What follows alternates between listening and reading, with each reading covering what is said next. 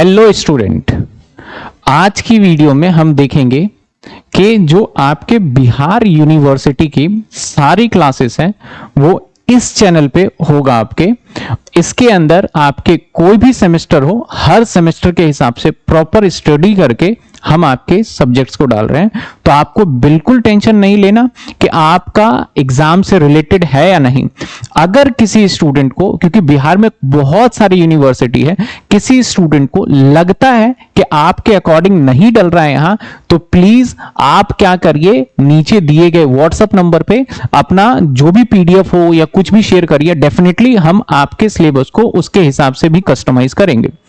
अब जो इस चैनल पे मैं वीडियो अपलोड कर रहा हूं कि फॉर एग्जांपल आपका फाइनेंशियल अकाउंट है या फिर आपका कॉर्पोरेट अकाउंट है या आपका इनकम टैक्स है, उदाहरण के तौर पे लेते हैं, तो हो सकता है कि मैंने इनकम टैक्स इसी साल पढ़ाया था, तो मैं क्या करता हूं, उस वीडियो के आपके सिलेबस के हिसाब से अपलोड करता हूं। और बीच बीच में हो सकता है कि जब मैं पढ़ा रहा था लाइव क्लास में, तो कुछ दिल्ली यूनिवर्सिटी के बच्चे हो सकते हैं, कुछ असम यूनिवर्सिटी के हो सकते हैं। तो अगर मैं बीच वीडियो में ये वर्ड यूज करता हूं तो आप उसको इग्नोर करिएगा। आपको ये रहना है कि आपके अकॉर्डिंग और आपके बिल्कुल लेटेस्ट सिलेबस के अकॉर्डिंग कराया जा रहा है। तो होपफुली आप इस बात को देखेंगे और आगे कंटिन्यू वीडियो देखेंगे। तो अब आगे अपनी स्टडी स्टार्ट करिए और ज्यादा से ज्यादा मेरी आपसे रिक्वेस्ट है, ज्यादा से ज्यादा अपने दोस्तों के साथ यूनिवर्सिटी के अंदर इस वीडियो को शेयर करिए, क्योंकि अब आपको कहीं यूट्यूब पे भटकने की जरूरत नहीं है। Thank you so much.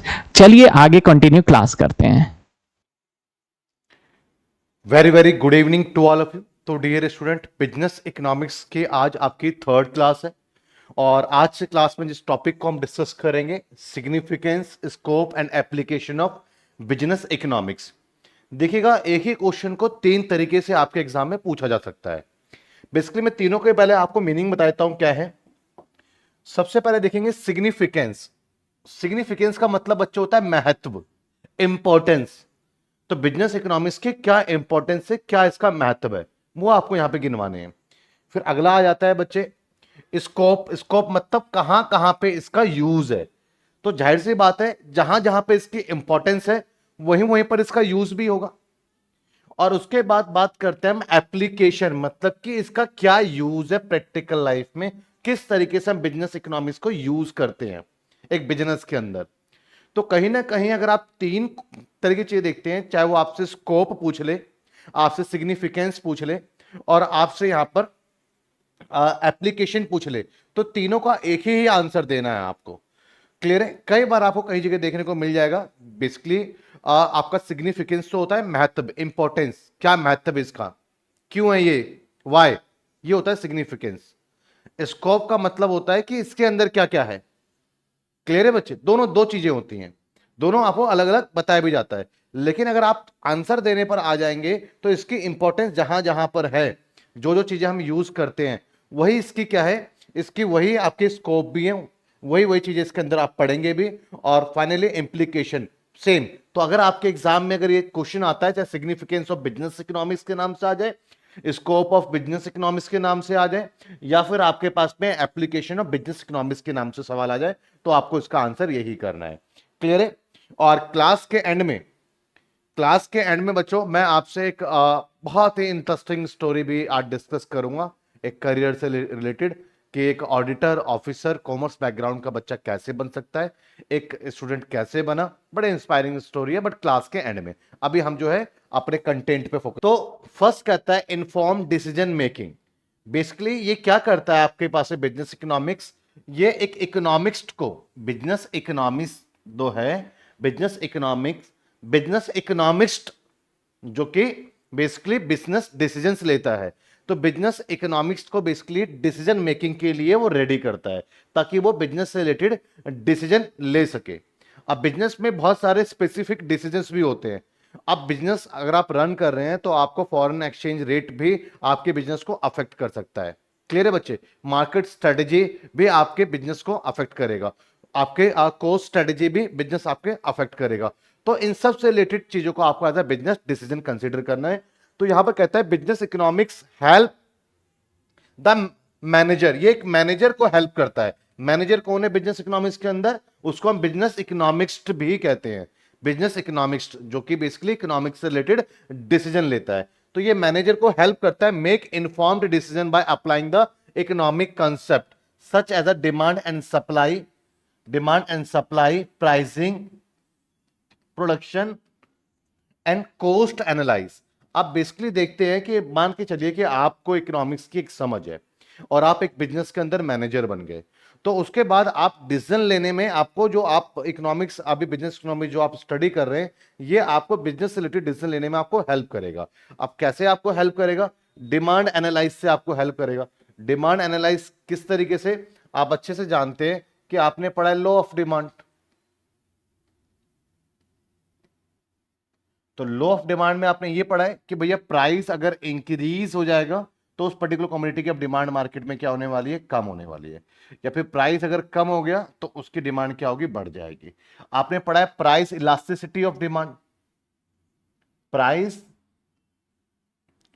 Elasticity of demand, जिसमें आपने ये पढ़ा है कि आपके प्राइस में चेंज आने का कितने टाइम्स आपका डिमांड पे इसका अफेक्ट देखने को मिलेगा, जिससे कि आप स्टार्टिंग से आप डिसीजन ले पाओ कि आपका बेसिकली आपको स्टॉक किस तरीके से आपको मैनेज करना है। क्लियर है? Like price elasticity of demand में मैं यहां पर आपके पास में ईडी की वैल्यू मैं यहां पे रख रहा हूं 2, दिस वन माइनस वैल्यू आती है क्योंकि भैया पता है कि प्राइस इंक्रीज हुआ है तो डिमांड आपका डिक्रीज होगा, या प्राइस डिक्रीज हुआ है तो आपका डिमांड इंक्रीज होगा, तो दोनों अपोजिट डायरेक्शन में मूव करेंगे, तो इसलिए नेगेटिव आपका सिंबल आएगा। और 2 का मतलब है प्राइस में जितने परसेंट का चेंज आ गया है, प्राइस अपने आप में जितना परसेंट अफेक्ट हो गया है उसका ट्वाइस परसेंटेज आप कर दो, उतना डिमांड इसका अफेक्ट होगा। लाइक अगर प्राइस 5% इंक्रीज हुआ है तो 5% का ट्वाइस 10%, तो इसका जो डिमांड जितना भी हो रहा है 10% रिड्यूस हो जाएगा। तो आप बिजनेस डिसीजन ले सकते हैं कि जो अब आपको स्टॉक अपना बनाना है या फिर आपको अपने इन्वेंट्री जो मैनेज करना है, वो बेसिकली अपने स्टॉक को आप 10% आप लेस प्रोडक्शन कर सकते हैं। क्लियर है बच्चे? तो इस तरीके से आप जो है एक बिजनेस डिसीजन ले सकते हैं। इसमें एक और टर्म एक और वर्ड आपसे एक और वर्ड यूज कर रहा है बच्चे कि demand and supply, pricing, production and the cost analyse. अब बच्चे कोस्ट एनालाइज में आपको यह देखना पड़ता है बेसिकली एक बिजनेस में कि आप बेसिकली आपको एक बिजनेस यही चाहेगा अपने प्रॉफिट को मैक्सिमम पे लेके जाना। अगर आप एक बिजनेस कर रहे हैं तो आपका पर्पस और आपका मोटिव ही है कि आपका जो प्रॉफिट है वो मैक्सिमम हो, और मैक्सिमम प्रॉफिट जब पॉसिबल है जब आपका कॉस्ट मिनिमम हो। अब कॉस्ट मिनिमम करेंगे, जितना कॉस्ट आपका कम से कम आएगा प्रॉफिट मार्जिन उतना ही आपका बढ़ेगा, उतना ही ज्यादा प्रॉफिट होगा आपको। तो कॉस्ट मिनिमम करने के लिए आपको एग्जैक्टली पता होना चाहिए ना कि आप अपने प्लांट एंड मशीनरी को एफिशिएंटली कैसे यूज करें या फिर कितने यूनिट का प्रोडक्शन करें जिससे आपका कॉस्ट मिनिमाइज हो जाए। अब आप कहोगे सर ये कैसे पता लगेगा कि मुझे अपने बिजनेस अभी मैं स्टार्ट ही करा है, मैंने मेरा नया बिजनेस है और मुझे स्टार्टिंग में ही मैं कैसे पता कर लूंगा कि मेरे को इतना यूनिट का प्रोडक्शन करना चाहिए जिससे मेरा कॉस्ट जो है कम से कम कॉस्ट आएगा, मिनिमाइज कॉस्ट आएगा। तो बच्चे इसके लिए आप जो है कैलकुलस टूल्स का यूज करेंगे। एक टूल्स होता है बच्चे, वो कैलकुलस का टूल होता है। कैलकुलस टूल्स में आपने क्या प्रॉफिट मैक्सिमाइज करना सीखा? अपना प्रॉफिट मैक्सिमाइज करना सीखा है आपने बच्चे? क्लियर है? और आपने क्या कॉस्ट मिनिमाइज करना सीखा है? ये एक मैथमेटिकल टूल्स है। ये क्या है? ये बच्चे एक तरीके का मैथमेटिकल टूल्स है। ये कैलकुलस एक मैथमेटिकल टूल्स है जिसका यूज आपको ये पता लग जाता है कि कितने यूनिट का प्रोडक्शन कर रहे हैं आप जिससे आपका प्रॉफिट मैक्सिमम हो जाएगा, या कितने यूनिट का प्रोडक्शन कर रहे हैं आप आपका कॉस्ट मिनिमाइज हो जाएगा। तो बेसिकली कॉस्ट से रिलेटेड डिसीजन आप तब ले पाएंगे जब आपके पास में इकोनॉमिक्स की नॉलेज हो। तो आप इकोनॉमिक्स में बिजनेस इकोनॉमिक्स एक ब्रांच है। आप ये मत सोचिए कि बिजनेस इकोनॉमिक्स पूरी इकोनॉमिक्स ही यही है, ये इकोनॉमिक्स नहीं है। अगर आप पूरी इकोनॉमिक्स अगर आप पढ़ते हैं तो उसमें आपको कुछ मैथमेटिकल टूल्स भी पढ़ने पड़ेंगे, लाइक कैलकुलस। क्लियर है? ये मैं बताता हूं कि कौन से स्टूडेंट इसकी स्टडी करते हैं। ये आप लोग जो ऑनर्स के जो बच्चे हैं इन्होंने बिजनेस मैथ्स के अंदर जो है कैलकुलस चैप्टर के अंदर इस टॉपिक की स्टडी की है। तो टूल्स को आप यूज कर करके आप बेसिकली क्या कर सकते हैं? आप कॉस्ट एनालाइज कर सकते हैं, आप डिसीजन ले सकते हैं। क्लियर है बच्चे? तो यहां पर आप देखेंगे तो क्या कहता है, इन्फॉर्म बताया जाता है डिसीजन मेकिंग, कि डिसीजन कैसे करें। एक मैनेजर को ये इन्फॉर्म करता है कि आपको डिसीजन किस तरीके से लेना है, कॉस्ट से रिलेटेड डिसीजन हो, प्राइस से रिलेटेड डिसीजन हो, स्ट्रेटेजी से रिलेटेड डिसीजन हो, प्रोडक्शन से रिलेटेड डिसीजन हो, कॉस्ट से रिलेटेड डिसीजन हो, ये सब कुछ बताता है आपको। तो बिजनेस इकोनॉमिक्स जो ये नॉलेज है, ये आपको हेल्प करेगा मैनेजर को make informed decision by applying the economic concept. ये law of demand, elasticity of demand, supply, cost, law of variable proportion, scales to returns, ये सारे क्या है, ये सारे इकोनॉमिक्स थ्योरी है, इकोनॉमिक्स कंसेप्ट है, such as a demand, supply, pricing, production and cost analyse. Example, determine the optimal price point for the product to maximise the profit. तो बच्चे एक प्रोडक्ट का प्राइस कितना रहे जिससे कि उसका प्रॉफिट जो है मैं मैक्सिमम प्रॉफिट तक अचीव कर सकूं। तो ये मैथमेटिकल टूल से आप इसको आप फाइंड आउट कर सकते हैं, तो इसमें आपको ये हेल्प करेगा। क्लियर है? अब दूसरी चीज बच्चे ये है कि आपको पता है कि आपके पास में रिसोर्सेज लिमिटेड है। सेकंड सेकंड पॉइंट क्या कहता है आपसे, सेकंड पॉइंट आपसे कहता है कि एफिशिएंट रिसोर्सेज एलोकेशन। बच्चे मैं आपका जो है बिजनेस इकोनॉमिक्स बेसिकली अगर आप देखते हैं तो बिजनेस इकोनॉमिक्स का जो यूनिट 1 नेक्स्ट क्लास में पूरा कंप्लीट हो जाएगा 18 मार्क्स का आपका। ठीक है? ये क्योंकि बहुत छोटा यूनिट है, ये बहुत छोटा यूनिट है, टॉपिक्स में है ही का, आपके पास में नेचर है, लेकिन इसके बाद जो शुरू होगा उसमें फिर टॉपिक ही टॉपिक भर करके हर यूनिट में बहुत सारे टॉपिक्स है, तो वहां से फिर वो यूनिट बहुत लंबा चलेगा। क्लियर है बच्चे? तो ये तो फर्स्ट में आपके पास में nature, scope, micro and macro, ये कुछ टॉपिक्स थे आपके पास में जो कि आपके नेक्स्ट क्लास में मैं कंप्लीट इसको कर दूंगा। और उसके बाद फिर हम जो है demand and supply analyse consumer behaviour unit पे मैं आ जाऊंगा जो 18 मार्क्स का, उसका भी अपना एक इंपॉर्टेंस है, उसमें बहुत कुछ आपको नहीं मिलेगी। आप बिल्कुल ऐसा मत सोचे कि आपको जो है जो आपने पहले माइक्रो इकोनॉमिक्स में पढ़ा, law of demand, expansion demand, वही सब पढ़ पुढ़ा के खत्म हो जाएगा। वहां से शुरुआत आपकी भले ही होगी, लेकिन वो टॉपिक तो आप भूल जाइए। आगे जो आपके पास में आएगा derivation of the demand curve, clear है, वो सारे नए नए टॉपिक आपके पास में आएंगे, वो सारी चीजें आपकी नहीं होने वाली है। क्लियर है? चाहे वो पीसीसी कर्व हो, तो आगे बहुत कुछ आपको सब कुछ नया मिलने वाला है। तो ये यूनिट तो छोटा है, चलो ठीक है, छोटा यूनिट रहा। 18 मार्क्स आपका पहले से ही, आप इसको आराम से 2-3 थ्योरी क्वेश्चन पढ़ोगे, 18 मार्क्स अपने कंफर्म कर लोगे। क्लियर है? लेकिन लिख लिख के प्रैक्टिस करो, अच्छे से प्रैक्टिस करो, अच्छा स्कोर लेकर के आना है आपको। क्लियर है बच्चे? अब आपको परसेंटेज इंप्रूव करने का ये बेटर चांस है आपके पास में। चलिए, मैं बात कर रहा था एफिशिएंट रिसोर्सेज अलोकेशन, मतलब कि रिसोर्सेज को किस तरीके से आपको कहां पर लगाना चाहिए। इसका मतलब यह है, मैं एक छोटे से एग्जांपल से आपको समझाने की कोशिश कर रहा हूं। आपके पास में आपका बजट जो है, मान के चलें कि आपका बजट जो है 1500 रुपीज है, 1500 रुपए है आपका बजट। क्लियर है? और आपके पास में 5 सब्जेक्ट है।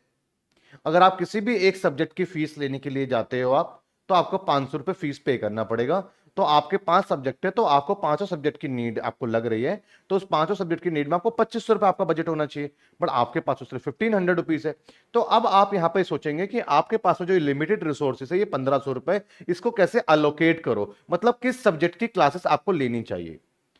आप यहां पर यह कोशिश करेंगे कि भैया उस सब्जेक्ट की क्लासेस ले लेते हैं जो कि सेल्फ स्टडी पॉसिबल नहीं है जिसका, तो हम उस सब्जेक्ट की क्लासेस यहां पे ले लेंगे। तो इसको इसको हम क्या कहते हैं, एफिशिएंट रिसोर्सेज अलोकेशन।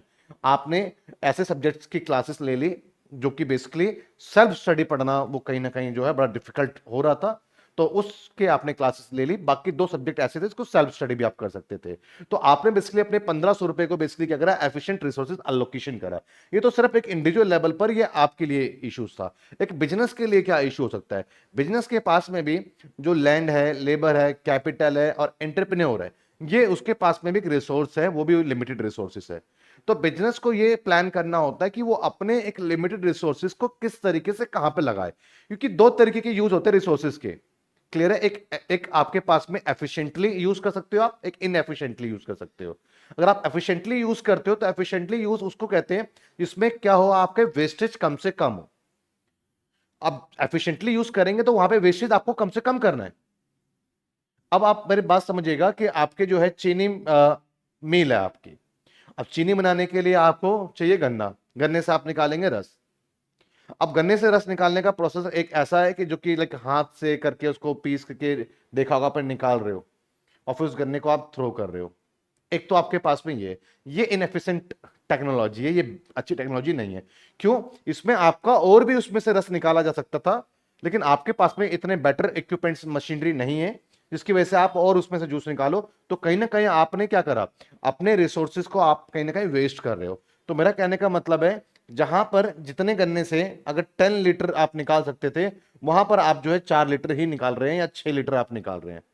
लेकिन कोस्ट तो आपका जो है वही गन्ने का कोस्ट आपका आ रहा है, बट निकाल आप 6 लीटर रहे हो, निकाल 10 लीटर सकते हो। अगर आप 10 लीटर निकाल पाते तो आपका प्रोडक्शन ज्यादा हो जाता, सेम इनपुट में ज्यादा प्रोडक्शन होता, तो कॉस्ट ऑफ प्रोडक्शन आपका कम हो जाता, कॉस्ट ऑफ प्रोडक्शन कम होता तो प्रॉफिट आपका होता। तो बेसिकली जरूरी कि आप एफिशिएंट टेक्नोलॉजी का यूज करें जिससे आपका वेस्टेज कम से कम हो। अगर आपका वेस्टेज कम से कम होगा तो आपका प्रोडक्शन लेवल बढ़ेगा। जब प्रोडक्शन लेवल आपका बढ़ेगा, सेम इनपुट पे प्रोडक्शन अगर आप बढ़ा लेंगे तो आपका कॉस्ट ऑफ प्रोडक्शन रिड्यूस होगा, और जब कॉस्ट ऑफ प्रोडक्शन रिड्यूस होगा तो आपका प्रॉफिट बढ़ेगा। तो वो हर फर्म चाहती है कि उसका प्रॉफिट बढ़े, इसलिए वो अपने रिसोर्सेज को एफिशिएंटली यूज करना चाहती है, अपने रिसोर्सेज को एफिशिएंटली अलोकेट भी करना चाहती है कि किस रिसोर्सेज को मुझे कहां पर लगाना है। क्लियर है बच्चे? तो efficiently resources allocation, it guides the businesses in the allocating the square resources. आपको मालूम है हमारे पास में जितने भी रिसोर्सेज है वो लिमिटेड है, स्केयर मतलब लिमिटेड रिसोर्सेज है, लाइक लेबर लिमिटेड है, कैपिटल, रॉ मटेरियल एक्सेट्रा। एक बिजनेस के पास में सब कुछ क्या है, वो लिमिटेड है। Efficiently to the maximise the output and profit, जिससे कि वो अपने आउटपुट को ज्यादा कर सके, प्रॉफिट को ज्यादा कर सके। क्लियर है बच्चे? अब एक ऐसा एम्प्लॉय आपके बिजनेस में है जो कि टाइपिस्ट है, अब उस टाइपिस्ट से तो आप जो है डाटा एंट्री का काम करवाएंगे तो ज्यादा बेटर है ना बच्चे, आपको उसको वहां लगाना चाहिए क्योंकि वो ज्यादा डेटा वो फीड कर सकता है एक दिन के अंदर। क्लियर है? अब आप एक टाइपिस्ट है उसको कॉलिंग पे लगा देते हो आप, तो यहां पर आप देखेंगे आपने अपने रिसोर्सेज को सही तरीके से आपने यूज नहीं करा, और उसको डाटा एंट्री पे लगाओगे, जो जिस काम के लिए एफिशिएंट है उसको उसी काम पे आप लगा दो। तो इससे क्या होगा, इससे काम की स्पीड बढ़ेगी, प्रोडक्शन ज्यादा होगा, प्रोडक्शन ज्यादा होगा, आपका प्रॉफिट ज्यादा होगा। तो इस तरीके से एक बिजनेस में हमें अपने रिसोर्सेज को कैसे अलोकेट करना चाहिए वो बिजनेस इकोनॉमिक्स ये समझ देती है। थर्ड पॉइंट है बच्चे डिमांड फोरकास्टिंग। अब डिमांड फोरकास्टिंग के लिए मैंने आपको लास्ट क्लासेस में भी बताया था कि बेसिकली फोरकास्टिंग कैसे कर सकते हो। फोरकास्टिंग के लिए अगर आप बताएं, मतलब कि पहले से ही प्रिडिक्ट कर लेना कि भैया डिमांड क्या होने वाला है, पहले से आप जो है प्रिडिक्ट कर लें कि डिमांड आपका क्या होने वाला है। तो दो तरीके की चीजें जिसमें कि आप पहले से ही प्रिडिक्ट कर सकते हो, एक आपके रिग्रेशन एनालाइज है। क्लियर है बच्चे? एक टाइम सीरीज एनालाइज है। दो तरीके के आपके पास एनालाइज है, regression analyse, time series analyse. और आप सभी बच्चों ने टाइम सीरीज तो पढ़ा हुआ है। क्लियर है? आप सभी बच्चों ने टाइम सीरीज, आपने क्या आपने बिजनेस स्टैट्स का एक टॉपिक पढ़ा है टाइम सीरीज। तो टाइम सीरीज के अंदर आपने देखा कि अगर ये चीजें इतनी होगी, लाइक उसमें डेट वाइज पिछला डेटा होता है, लाइक 2002, 2004, 2005, 2006, 2007, 2008, ऐसे वाइज डेटा उसके अंदर मैनेज होता है। उसमें हम जो है मेथड्स अप्लाई करते हैं, मेथड्स अप्लाई कर करके हम पहले से ही प्रिडिक्ट कर सकते हैं कि इन फ्यूचर इस डेट को ये चीजें क्या रिजल्ट देने वाली है। तो आपने टाइम सीरीज एनालाइज सही बच्चों ने पढ़ा हुआ है, आपके सामने बात कर रहा हूं मैं किसी ऐसे व्यक्ति के सामने बात नहीं कर रहा हूं जिसने कि टॉपिक को पढ़ा ही नहीं है। तो आप मेरी बात समझ रहे होंगे, बिजनेस स्टैट्स के अंदर एक टॉपिक था जो आप लोग सही बच्चे पढ़ करके आए हो, टॉपिक का नाम था टाइम सीरीज। उसमें आपने देखा था कि इन 2015 में क्या होगा, क्वेश्चन ऐसे से उसमें पुट कर रहे थे। तो उससे फोरकास्टिंग होती है कि बेसिकली डिमांड अब आगे क्या होने वाला है। अब तक का अपना रिकॉर्ड, अब तक का आपके पास में डेटा है, उस डेटा को टाइम सीरीज मेथड से अगर आप सॉल्व कर देते हैं तो वहां पे आप आगे प्रिडिक्ट कर सकते हैं अपने डिमांड को लेकर के। एक तो टाइम सीरीज मेथड था, क्लियर है? और एक आपके पास में, मैं मैथ्स की बात करूं तो मैथ्स के अंदर सॉरी बिजनेस स्टैट्स के अंदर ही एक टॉपिक आपने और पढ़ा है, रिग्रेशन का टॉपिक पढ़ा है, जिसमें एक रिग्रेशन इक्वेशन हम बना देते हैं। क्लियर है बच्चे? उस इक्वेशन में एक वेरिएबल अगर इतना है तो दूसरा वेरिएबल में का इंपैक्ट क्या रहेगा वो पता लग जाता है। तो दो आपके पास में ऐसे टूल्स आ जाते हैं जिससे कि आप पहले से फोरकास्टिंग कर सकते हो अपने डिमांड को, लेवल को। तो वो तो वही कर सकता है ना बच्चे जिसने बिजनेस इकोनॉमिक्स पढ़ा हुआ है। क्लियर है? तो बिजनेस इकोनॉमिक्स बेसिकली क्या है, business economics provides the tools to analyse the market trend. आप मार्केट ट्रेंड को एनालाइज कर सकते हो। ट्रेंड वो आपने टाइम सीरीज में अपने ट्रेंड पढ़ा है। क्लियर है बच्चे? कि जो अभी तक चलता आ रहा है वो ट्रेंड आगे कहां तक लेकर के जाएगा। Consumer behaviour and the demand patterns helpful in the planning the production and the inventory. Clear से कि आप अपने इन्वेंट्री को आप मैनेज कर सकते हैं। थर्ड बच्चे आपसे कहता है कॉस्ट एंड प्रोडक्शन एनालाइज। अभी मैंने कॉस्ट एंड प्रोडक्शन एनालाइज के बारे में बात की थी, क्लियर है बच्चे? कॉस्ट एंड प्रोडक्शन एनालाइज में अभी जस्ट स्टार्टिंग में मैंने इसके बारे में बात की थी कि आप इसके अंदर कैलकुलस नाम का एक टॉपिक है, कैलकुलस नाम का एक टॉपिक है बच्चे। अगर मैं कॉस्ट के लिए बात करूं तो एक टॉपिक है कैलकुलस। मैं सब कुछ एग्जाम्पल के साथ प्रूफ करके बता रहा हूं। कैलकुलस के अंदर आपने एक चीज पढ़ा, आपने मिनिमाइज कॉस्ट या minimum cost.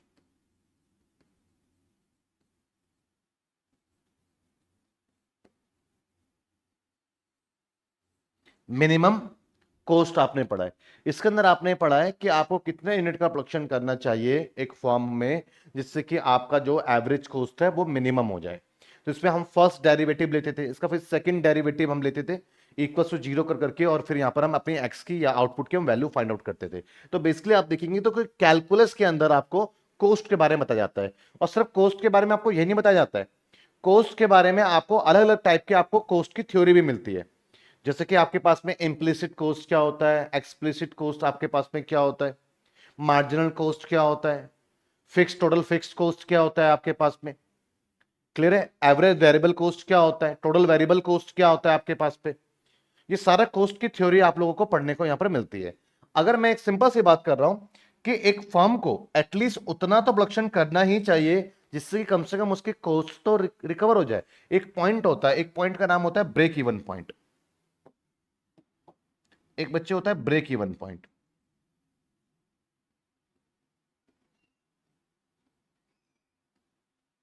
Break even point का मतलब no profit and no loss, ये होता है ब्रेक इवन पॉइंट।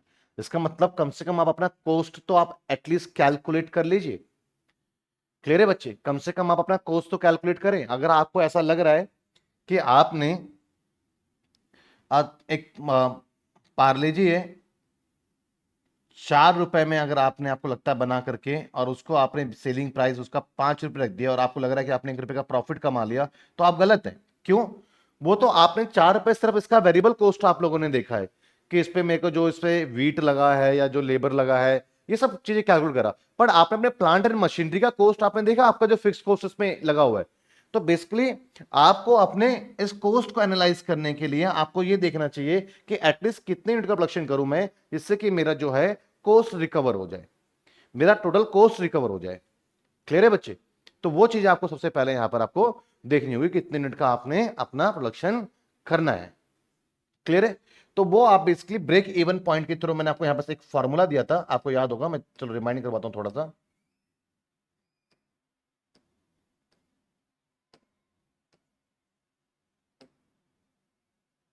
ये देखो, ब्रेक इवन पॉइंट के बारे में बताया था मैंने कि जो आपका टोटल फिक्स कॉस्ट है, क्लियर है, fix cost minus price minus variable cost, मतलब कि अगर आप प्राइस में से उसका वेरिएबल कॉस्ट माइनस कर देते हैं तो आपके पास में बेसिकली क्या आता है, मार्जिन आ जाता है, जो कि जिसको आप एज अ प्रॉफिट आप कंसीडर कर रहे हो।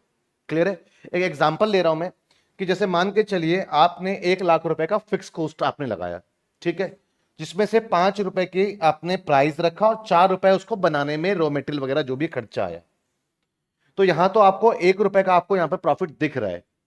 क्लियर है? लेकिन आपको ये 1 रुपए का प्रॉफिट आपकी जेब में नहीं आएगा, क्योंकि वो जो फिक्स कॉस्ट है वो कहां से रिकवर करोगे? इस 1 रुपए से करोगे। तो आपको अगर 1 लाख रुपए रिकवर करना है तो आप इस 1 रुपए से आपको हर एक यूनिट पे 1 रुपए बच रहा है आपका, तो आपको 1 लाख यूनिट तो कम से कम आपको सेल करनी चाहिए, जिससे कि कम से कम आप अपना फिक्स कॉस्ट तो निकाल लो और आपका वेरिएबल कॉस्ट तो ऑलरेडी निकल रहा है, क्योंकि 5 में से मैंने 4 माइनस कर दिया है। मैं 1 रुपए के हिसाब से ले रहा हूं, 4 तो आपका वेरिएबल कॉस्ट तो निकलता ही जा रहा है और फिक्स कॉस्ट पे आप निकाल लोगे। इसका मतलब है 1 लाख यूनिट का प्रोडक्शन एटलीस्ट होना चाहिए, जिससे कि आप जो है अपने फॉर्म का आप कॉस्ट निकाल लोगे। अब जो 1 लाख यूनिट से ज्यादा का प्रोडक्शन होगा, लाइक 1,05,000 यूनिट का प्रोडक्शन होगा, तो नेक्स्ट 5,000 यूनिट पे ही आपका प्रॉफिट यहां पर आना चालू हो जाएगा। 5,000 रुपए का प्रॉफिट आपका कंसीडर होगा, क्योंकि अब आपने अपना फिक्स कॉस्ट निकाल लिया। तो ब्रेक इवन पॉइंट के लिए आप कुछ इस तरीके से कर सकते हैं। तो ये बेसिकली क्या है? ये कॉस्ट एनालिसिस तो है बच्चे। ये क्या है? कॉस्ट एनालिसिस तो है, cost and production analyse. Clear है बच्चे? नेक्स्ट आपके पास में स्ट्रेटेजिक प्लानिंग। तो एक इकोनॉमिक्स के अंदर आपको एक स्ट्रेटजी बनाने की नीड होती है, एक प्लानिंग करने की नीड होती है। Economic principles assist in the formulating business strategies regarding the market entry, product launch, expansion and competition handling. तो बच्चे आपको एक स्ट्रेटजी बनानी है, आपको किस किस से रिगार्डिंग स्ट्रेटजी बनानी है? आपको स्ट्रेटजी बनानी है मार्केट एंट्री, कि आपको मार्केट में किस तरीके से आपको एंट्री करनी है। वो डिपेंड करता है कि मार्केट का टाइप क्या है। मार्केट आपका मोनोपोली होगा तो वहां तो आप एंट्री कर ही नहीं सकते हैं। कहीं आप बैठे बैठे ये सोच ले कि मैं अपनी एक ट्रेन चलाऊंगा, बैरियर है बच्चे, वो तो मोनोपोली है, वहां नहीं कर सकते। आप सोच रहे हैं मैं M2K में समोसे लगा लूंगा, समोसे की दुकान लगा लूंगा, नहीं कर सकते भैया, बैरियर है, मोनोपोली है। तो पहले आप मार्केट आपकी एंट्री कैसे हो। मोनोपोलिस्टिक अगर मार्केट में आप जाते हैं जहां पर अपना खुद का एक नया ब्रांड क्रिएट करना होता है, लाइक रेस्टोरेंट टाइप का, इस टाइप की चीजें, तो इसके लिए अपना ब्रांड क्रिएट करने के लिए एडवर्टाइजमेंट की इंपॉर्टेंस बहुत ज्यादा हो जाती है बच्चे। तो यहां पर आपका फोकस रहेगा कि आप एडवर्टाइजमेंट ज्यादा ज्यादा करें जिससे कि आप अच्छे से एंट्री कर पाए मार्केट में। क्लियर है? लाइक एक मैं आपको बताता हूँ, पहले मिरिंडा चला करती थी एक कोल्ड ड्रिंक, तो उसके बाद फिर माजा आया। माजा आया तो कटरीना कैफ से बहुत ऐड करवाया क्रिकेट मैच पहले। अब तो लोग इतने शायद नहीं देखते थे जितने पहले लोग क्रिकेट मैच के जो दीवानगी हुआ करती थी, हर मैच के हर ब्रेक में वो आया करता था। तो इस तरीके की एडवर्टाइजमेंट उसमें करी कि फिर इसने मार्केट के अंदर ऐसी एंट्री करी कि आज तक वो जो है एग्जिस्ट कर रही है। माजा मार्केट एंट्री कैसे करें, प्रोडक्ट को लॉन्च कैसे करना है, और एक्सपेंशन और कंपटीशन हैंडलिंग, जो मार्केट के अंदर ऑलरेडी कंपटीशन है उसको हैंडल कैसे करना है। ये सारी स्ट्रेटजी आपको जो है कि इकोनॉमिक्स के पॉइंट ऑफ व्यू से मालूम पड़ेगा। आप बोलोगे सर कैसे पता लगेगा, इकोनॉमिक्स पढ़ तो रहे, हमें तो पता ही लगा अभी तक। बच्चे आगे है ना वो सब कुछ। तो अभी आपको फॉर्म्स ऑफ मार्केट पढ़ा दिया क्या? मैंने नहीं पढ़ाया। क्लियर है बच्चे? फॉर्म्स ऑफ मार्केट में बातें करूंगा मैं कि परफेक्ट कंपटीशन मार्केट है, ओलिगोपोली मार्केट की क्या स्ट्रेटजी एंड पॉलिसीज रहती हैं, मोनोपोलिस्टिक कंपटीशन की क्या रहती है, मोनोपोली क्या रहती है। तो आगे आपको ये सब पढ़ने को मिलेगा जिसके अंदर आप मार्केट एंट्री के बारे में समझेंगे, प्रोडक्ट लॉन्च के बारे में आप समझेंगे, और कंपटीशन हैंडलिंग के बारे में आप आगे समझेंगे। अब बच्चे प्रॉफिट मैनेजमेंट, कि कैसे आपका प्रॉफिट हो, इसको आप मैनेज करेंगे बिजनेस इकोनॉमिक्स एनालाइज से। तो by analysing the factor affecting the revenue and cost, ऐसे बहुत सारे फैक्टर्स है जो रेवेन्यू को भी अफेक्ट करती है और कॉस्ट को भी अफेक्ट करती हैं। लाइक कॉस्ट को अफेक्ट करने वाले फैक्टर्स की अगर आप बात करते हो तो गवर्नमेंट की पॉलिसी हो सकती है। गवर्नमेंट ने कुछ ऐसी पॉलिसी, टैक्स लगा दिया आप पे तो आपका कॉस्ट ऑफ प्रोडक्शन बढ़ गया। रॉ मटेरियल पे टैक्स लग गया, आपके इनपुट्स पे टैक्स लग रहा है तो आपका प्रोडक्शन ऑफ कॉस्ट आपका बढ़ गया। तो ये गवर्नमेंट पॉलिसीज भी आपके कॉस्ट को अफेक्ट कर सकती है। क्लियर है बच्चे? समझ में आया आपका? या तो आप ये भी कह सकते हैं कि कुछ ऐसा डिजास्टर आ गया जिसकी वजह से आपका जो रॉ मटेरियल है, जो इनपुट्स है, वो बहुत ज्यादा एक्सपेंसिव आ रहा है, महंगा आ रहा है, तो वहां पर भी आपका कॉस्ट अफेक्ट हो सकता है। तो कॉस्ट को अफेक्ट करने के बहुत सारे फैक्टर्स है। सिमिलर रेवेन्यू को, रेवेन्यू मतलब जो पैसा आता है, इसको भी अफेक्ट करने वाले बहुत सारे फैक्टर्स है। Business economics help in the profit planning and the sustaining profitable over the long term. ये नहीं कि प्रॉफिट अर्न कर लिया और बात खत्म होगी। प्रॉफिट अर्न करने से बात बनेगी, लंबे समय तक प्रॉफिट ही अर्न होते रहे बिजनेस को, इस पर्पस को फुलफिल करना है। तो बिजनेस इकोनॉमिक्स की नॉलेज लेकर के आपको बिजनेस के अंदर उतरना होगा।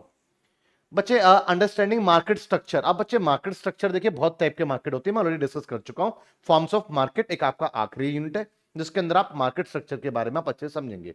इसमें आपको oligopoly market, king demand curve, supply curve, absence of supply curve, आपके पास में लॉन्ग रन, आपके पास में supply curve, short run supply curve, आप मोनोपोली, इक्विलिब्रियम, आपका shutdown point, super profit, normal profit, abnormal losses. ये सब कुछ आप एक फर्म के बारे में समझेंगे कि कब एक फर्म को नॉर्मल प्रॉफिट होता है, कब एक फर्म को सुपर प्रॉफिट होने लग जाता है, और कब एक फर्म को एबनॉर्मल लॉसेस होने लग जाता है। लॉन्ग रन में फर्म सिर्फ और सिर्फ नॉर्मल प्रॉफिट ही अर्न करता है, लॉन्ग रन में फर्म क्यों नहीं सुपर प्रॉफिट अर्न कर सकता है।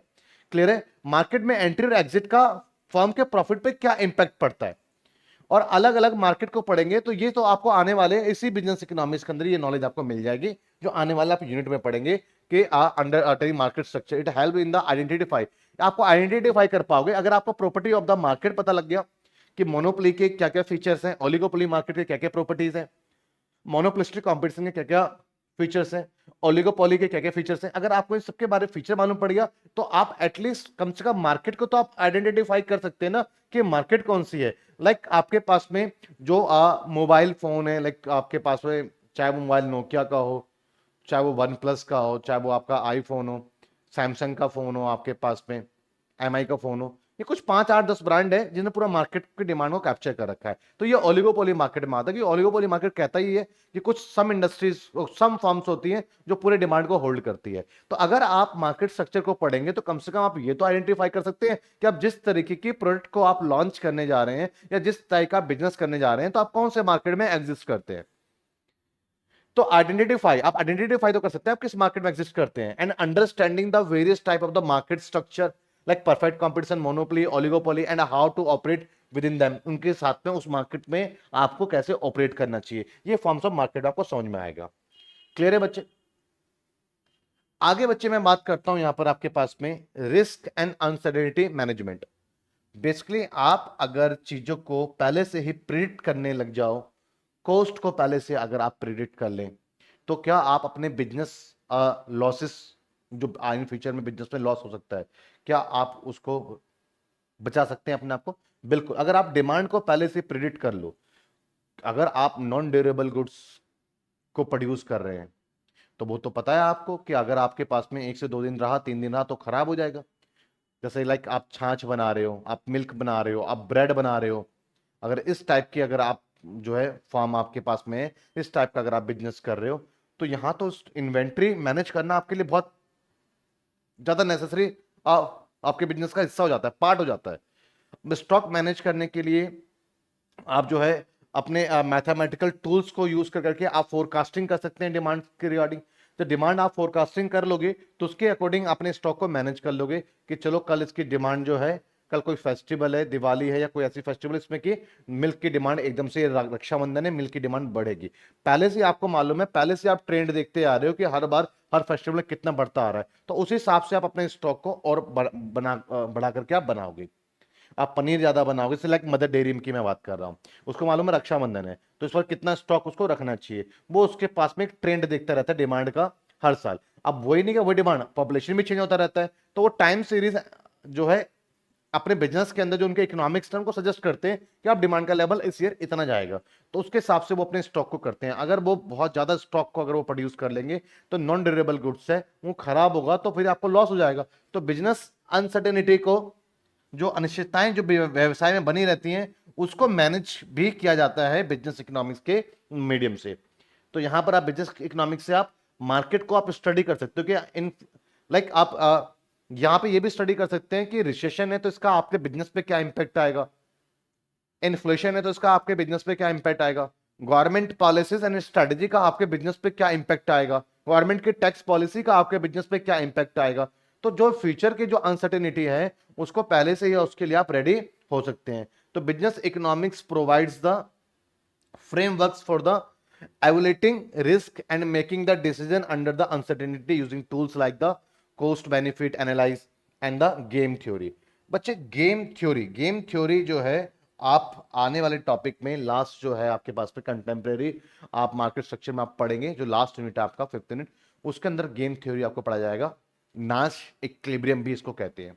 क्लियर है? इससे आप अपने अनसर्टेनिटी को आप दूर कर सकते हैं। लेकिन मैं गेम थ्योरी के बारे में अभी नहीं बता सकता हूं क्योंकि पूरा का पूरा एक क्वेश्चन है, वो तो उसी में आप पढ़ेंगे। क्लियर है बच्चे? तो आपको समझ में आ गया? तो बेसिकली ये पॉइंट्स को लिखना बहुत जरूरी था आपके पास में, चाहे वो सिग्निफिकेंस पूछ ले, स्कोप पूछ ले, या एप्लीकेशन ऑफ बिजनेस इकोनॉमिक्स पूछ ले। अब अंडर ग्रेजुएट वाले बच्चों के लिए, अंडर ग्रेजुएट जो बच्चे हैं उनके लिए गुड न्यूज है, जो मैं कह रहा था आपके लिए गुड न्यूज भी है। आप लोग एक अंडर ग्रेजुएट स्टूडेंट्स हैं। मैं एक सिंपल सा भी एक एग्जांपल देता हूं। रिसेंट में सेमेस्टर 6, अभी इससे पहले आपका सेमेस्टर 2, 4 और 6 चला था, तो अभी जो एग्जाम फिनिश हुआ है, लाइक 2 का एग्जाम फिनिश हुआ है और 4 का एग्जाम फिनिश हुआ है। आप सेमेस्टर 5 में आप लोग आए हैं 4 का एग्जाम दे करके, ऐसे ही 2, 4 और 6 का भी एग्जाम फिनिश हुआ है। पर 6 के बाद बच्चों के पास अब करियर के ऑप्शंस उन्हें तलाशने थे जिन्होंने अभी तक नहीं ढूंढे, तो उनके सामने भी एक वैकेंसी आई सीजीएल नाम की, जिसमें कि आपके कॉमर्स से रिलेटेड स्टूडेंट के लिए बहुत बड़ी बड़ी बहुत अच्छी अच्छी पोस्ट होती हैं इसके अंदर। चाहे आप एज अकाउंटेंट बनेंगे, अब अकाउंटेंट बाहर बनेंगे तो कितनी तनख्वाह मिल जाएगी बताओ, कितनी मिल जाएगी एज अकाउंटेंट? 35-40, इसमें 70-75 हजार रुपए तनख्वाह मिलती है गवर्नमेंट जॉब पे। उसके बाद आपके पास मिनिस्ट्री का आई कार्ड एक अलग लेवल का मिलता है, गवर्नमेंट जॉब की मैं बात कर रहा हूं। अगर आप चलिए सीए बन जाते हैं तो सीए बनने के बाद एक बहुत अच्छा पैकेज लेने के लिए आपके लिंक बहुत अच्छे होने चाहिए। ये नहीं कि सीए कर लिया और आपको 2 लाख रुपए मिलना चालू हो गया, ऐसा बिल्कुल भी नहीं है। सीए के वाले 20 लाख रुपए महीना भी कमा रहे हैं और 50,000 महीना भी नहीं कमा रहे सीए बनने के बाद, दोनों ही सच्चाई है। वो आपके लिंक पे डिपेंड करता है, आपके एक्सपीरियंस पे डिपेंड करता है, आप वहां पहुंचते हैं। लेकिन जो सीए जो काम करता है, उसने क्या काम सही करा, कितना गलत करा, कहीं वो बेईमानी तो नहीं कर रहा, कहीं वो टैक्स चोरी तो नहीं कर रहा, उसको भी तो चेक करने के लिए कोई गवर्नमेंट ऑफिसर चाहिए ना गवर्नमेंट को।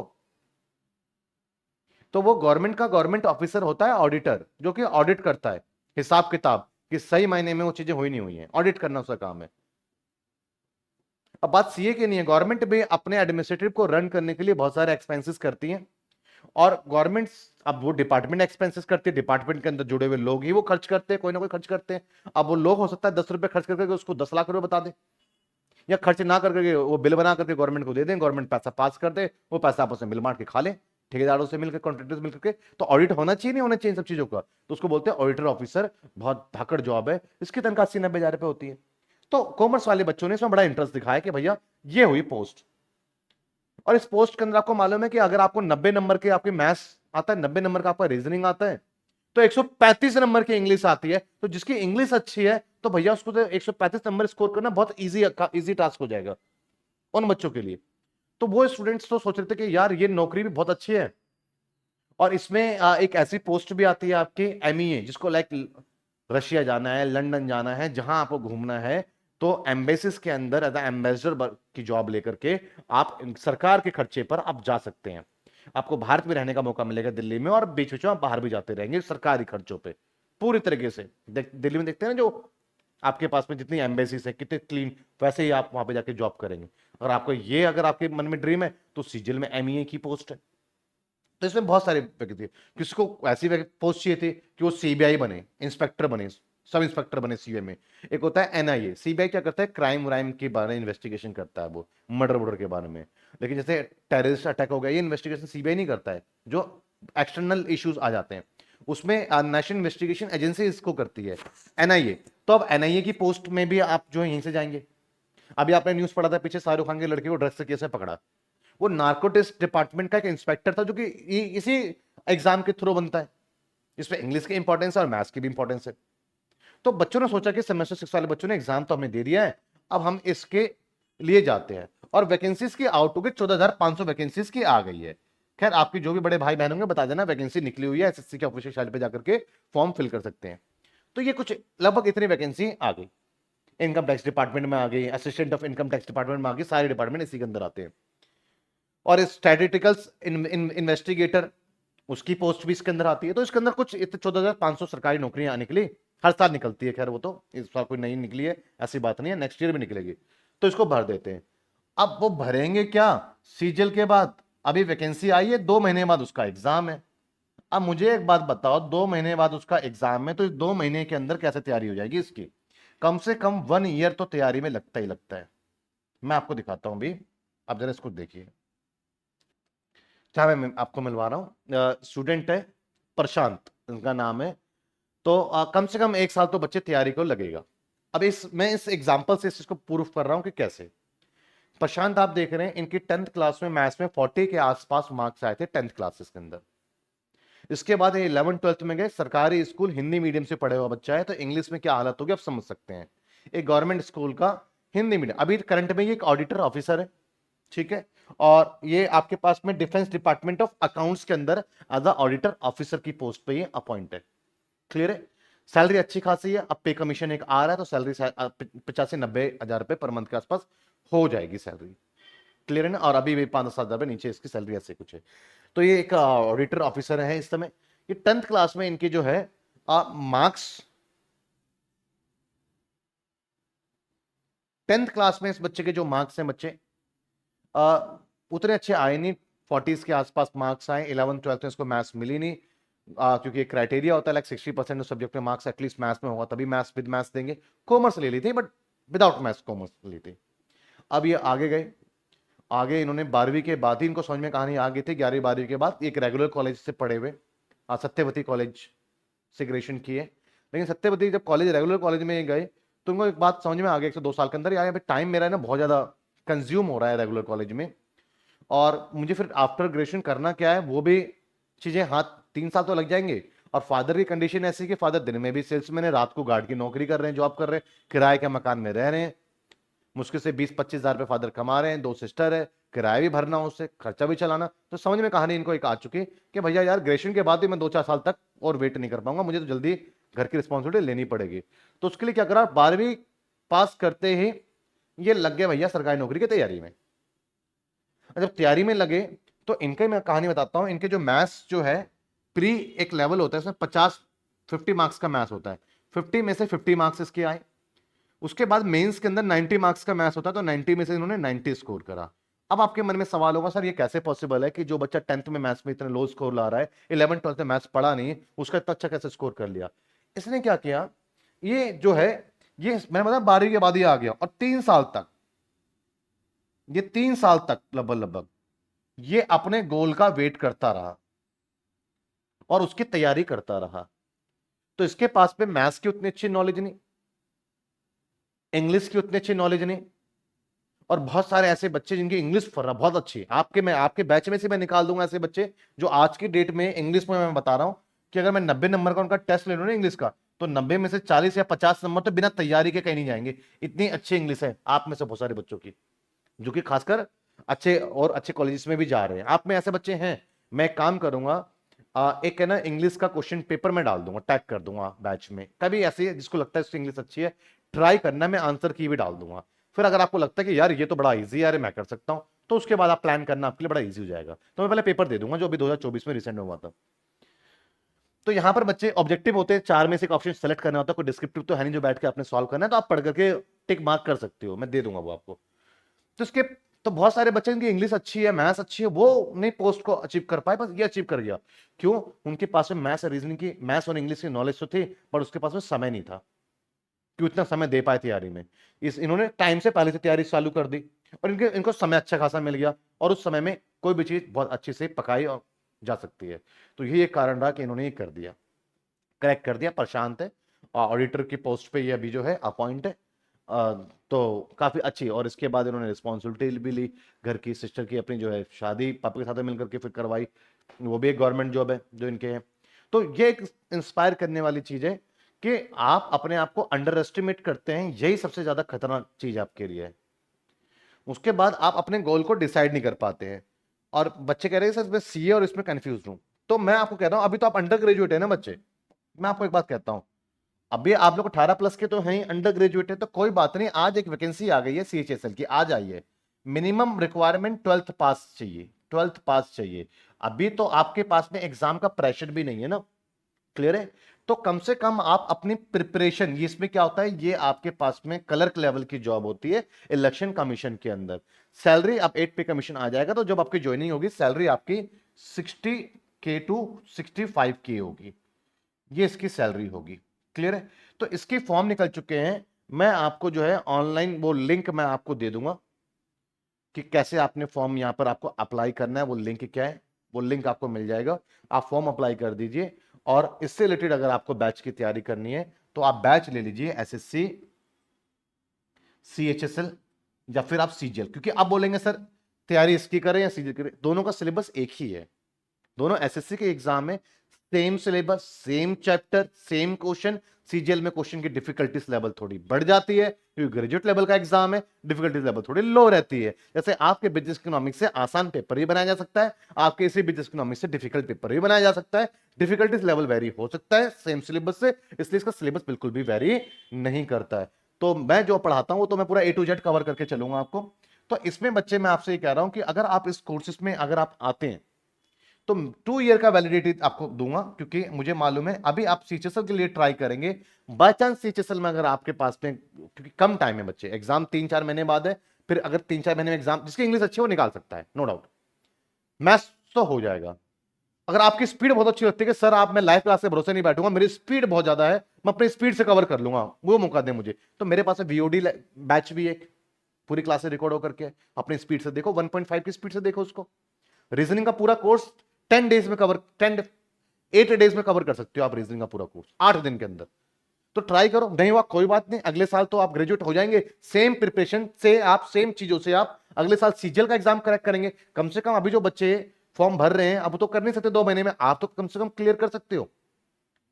क्लियर है? अब आपके पास में ये कुछ ऑप्शंस है, तो मेरा मानना है कि हर एक स्टूडेंट्स को ये ट्राई करना चाहिए। ज्यादा नहीं, 2 घंटे आप निकाल लो, 1 साल इसकी तैयारी कर लो। 1 साल तैयारी करने के बाद आपको सिर्फ टेस्ट देने हैं, उसके बाद आपको अपने सीए करना है, चाहे आपको कोई और प्रोफेशनल कोर्स करना है, एमबीए करना है, कुछ भी करना है, वो करते रहो। अगर आपको क्यों एग्जाम हर साल आते हैं, तो हर साल सिर्फ एग्जाम में जाके बैठना ही तो है आपको, बाकी जो कर रहे हो सो अपने प्राइवेट प्रोफेशन में वो करते रहो। इस प्रिपरेशन से क्या मिलेगा, आप हर साल 10 प्रकार की सरकारी नौकरी के एग्जाम में जाके बैठ सकते हो एक ही प्रिपरेशन से। क्या मिलेगा, कैट के एग्जाम के लिए आपका पूरा बेस अच्छे से तैयार हो चुका होगा। कैट आपके लिए क्वांटिटी एप्टीट्यूड बहुत आपके लिए इजी हो चुका होगा इस एग्जाम से। क्या मिलेगा, बैंकिंग के लाइन में जाना चाहते हैं तो वो भी आपके लिए इजी हो जाएगा। क्या मिलेगा, मल्टीनेशनल कंपनी में जाते हैं, एमएनसी में जाते हैं, तो वहां भी इसी का ही टेस्ट होता है। तो ये सब कुछ मिलेगा, कंप्लीट पैकेज ही तो आपने करना ही पड़ेगा।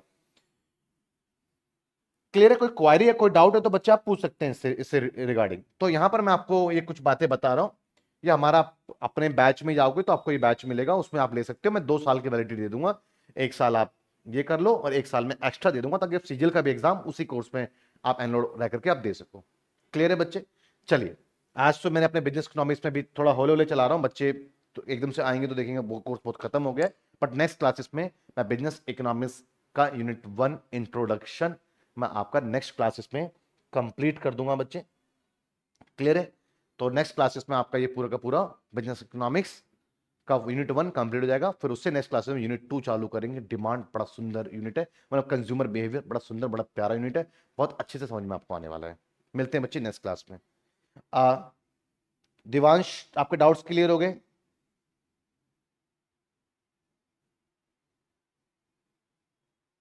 ठीक है। अब जिसकी भी इंग्लिश अच्छी है ना बच्चे, एक बार पर्सनली मेरा नंबर मांग लेना। आप जिसको भी टीम से कांटेक्ट आप करते हैं, या जो भी डिस्क्रिप्शन पे कांटेक्ट नंबर मिला हुआ रहता है आपको, उससे मेरा पर्सनल नंबर मांग लो। पर्सनल नंबर मांग कर करके मैं आपको व्हाट्सएप पे ही आपको मैं इंग्लिश का पेपर आपको मैं भेज दूंगा। उसके बाद आप मुझे उसकी इसका ABCD, ज्यादा नहीं 25 क्वेश्चन होते हैं, और 10 मिनट में ही आप उसको कर दोगे। आप एक बार मुझे अपने आंसर्स जो ए इसका बी इसका सी फर्स्ट का सी ये लिख करके एक लिस्ट भेज देना, फिर मैं आंसर की आपको भेजूंगा, फिर क्रॉस चेक करेंगे आप, फिर देखते हैं आप अभी किस लेवल पे हो। इंग्लिश में जनरली क्या होता है, नॉर्मल वोकैबुलरी, स्पेलिंग मिस्टेक्स वगैरह, पैराग्राफ, ये सब चीजें होती हैं, और वो भी एमसीक्यूज में होते हैं। 4 ऑप्शन आपके सामने ही होते हैं। तो आप मेरा नंबर मांग करके मांग लीजिएगा, मैं आपको पेपर भेज दूंगा। अगर आपको कॉन्फिडेंस अच्छा आता है तो आपके पास में एक और रास्ता आपका खुल जाता है। मिलते हैं बच्चे फिर नेक्स्ट क्लास में।